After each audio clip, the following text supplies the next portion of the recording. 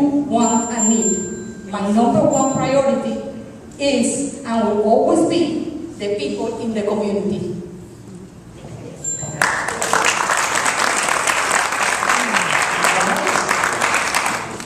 The next question is, what is your position on including transgender equality on the county human rights ordinance? And I'll start now in the middle since we've done both. And I'll repeat the question, okay?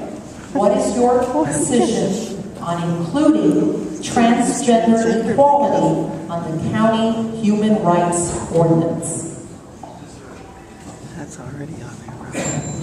The county, I'm confused by the question because the county currently has an ordinance already in place that prohibits discrimination. So you're talking about the latest that... I can write the question. So the person that wrote this, Joe Cardozo, county has a human rights ordinance. Question? Yes, would you include transgender in the existing human rights? Sure. Are you talking... Transgender equality. Well, transgender equality already exists. Are you talking about the latest one? Right. I'm confused because we already have a human rights ordinance that covers that. So, what specifically? The latest one. Okay, because that already exists. So I want to be clear. You're talking about the one item that I voted against. Okay, there you go. That the ordinance that they're referring to was on not transgender equality, it was sexual identity and sexual preference. That's why they can be the question confused because that's not the same thing. I know it can be very confusing. The ordinance that was brought up wasn't, because there already is an ordinance on the books that covers gay, lesbian, bisexual, transgender, that sexual orientation is already covered.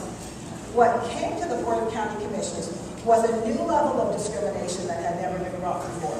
And that was sexual orientation and sexual preference. And that went way beyond anything that already exists on the books. And the sexual preference, the sexual preference was what I prefer my sexual orientation to be that day. So if I prefer to be a male, I prefer to be a female, then what's going to happen? It wasn't an equal rights issue. It went way beyond an equal rights issue. And what would happen then? We would have a problem, and I was worried more about lawsuits than I was about anything else. What's interesting is that became a big issue, but nobody ever came and asked me my opinion on it. Not Save Dave, not any of the groups, because they'd rather attack you than come and get to know you. And so if they would have just asked me, the problem was, if you're in a public park or in a county building and there's a man that wants to go into a female restroom because now he considers himself a female, he could. And that would be his sexual preference or his sexual orientation of that particular day. So I was more concerned about lawsuits, safety issues, than I was about anything else. You could have a straight man that pretends to be a female, that pretends to be his sexual orientation of the day is female, and he could go into that opposite-sex restroom, and I was really concerned about lawsuits for the county being fiscally responsible. Thank you. Good.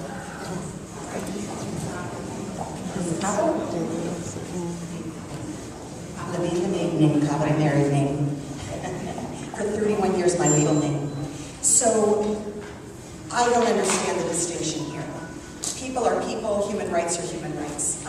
This false distinction about changing sexuality is really besides the point. These are personal matters that have nothing to do with protections and discrimination. We need to have laws that protect and defend people to be who they are.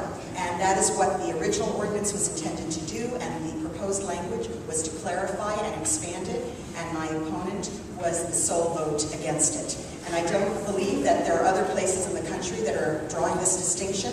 And, I don't know if you've been to any co-ed dorms recently, but, men and women sharing bathrooms is quite the norm.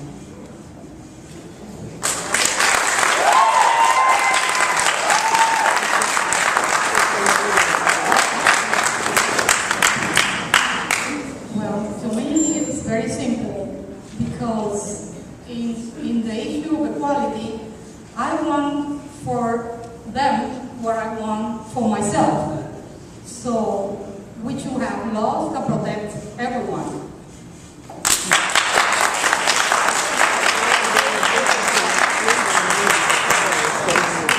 What? All right, next question. They were trying to... What will you do to Just as bad as... eliminate the deficit in the budget? I'll repeat it again. What will you do to eliminate the deficit in the budget? We'll start with Ms. Levine.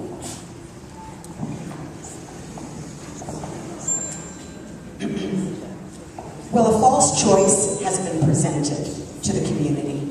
The choice has been, it's been said that we're going to be able to eliminate the deficit if unions make certain concessions. Those concessions cannot be made because all of those contracts have been negotiated and they carry into the future. And any attempt at future concessions would have to be made in the next contract year, which would take us well into the spring.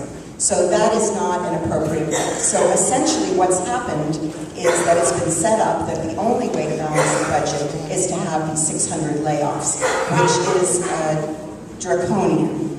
I believe that there are definitely things in the budget that could be cut other than essential professional services, but I am not privy to the details of the budget. I have not been allowed to meet with the budget director despite my requests. And so I am not in a position to be able to fully examine what are the options. But I know that presenting it to the public as a choice between concessions or job layoffs is a false choice.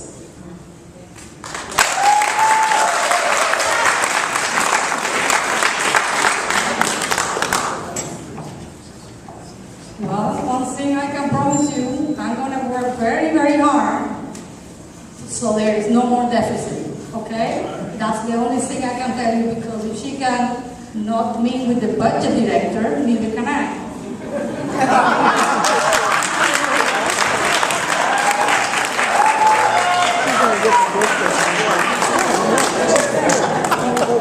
I guess this is what happens when you don't pay attention, but the budget's been online already for quite a while. All you have to do is go online and look for it. I've seen. So it's got to be welcome to go online and read the budget and see it for you.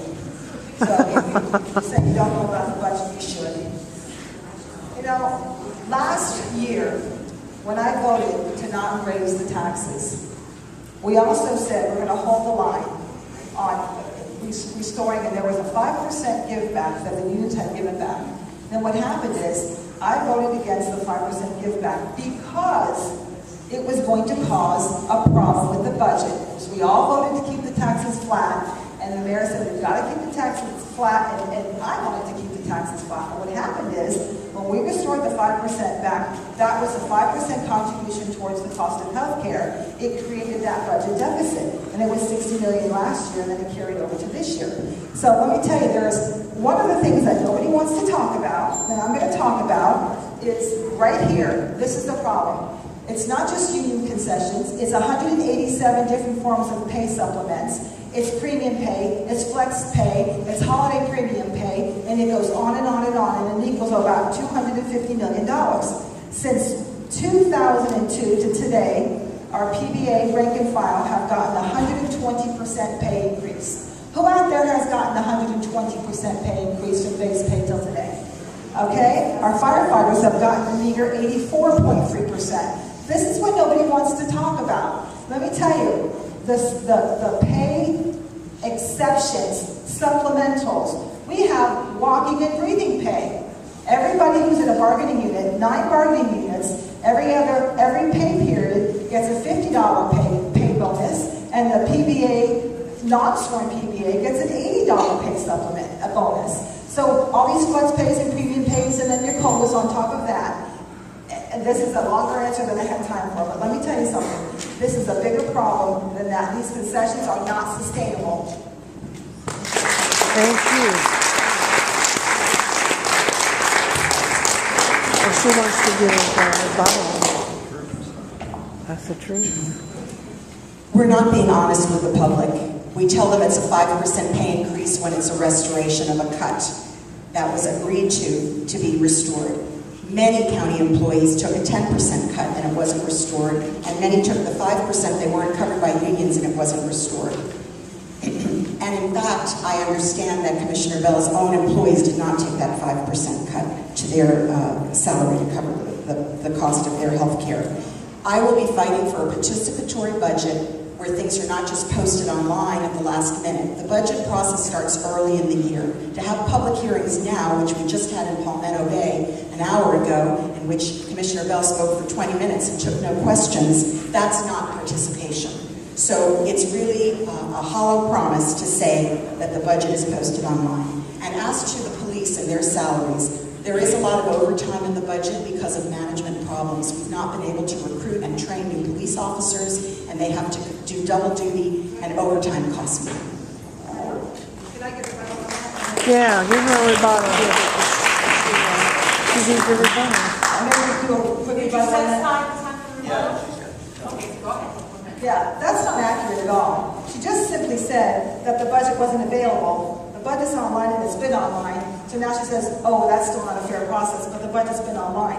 Not only that, let me tell you how the 5% went. Rather than giving a 5% pay cut, negotiating with the unions, we said, well, just give a 5% contribution toward your health care because then that 5% isn't cut from your base pay and it's pensionable. So it was a benefit to the unions. It was to help them, not to harm them. And when it came time, the economy had not recovered like it was supposed to recover. So that's a very dishonest statement. And let me tell you, it wasn't just the restoration of a cut. It was a compromise so that the base pay wasn't cut to help them.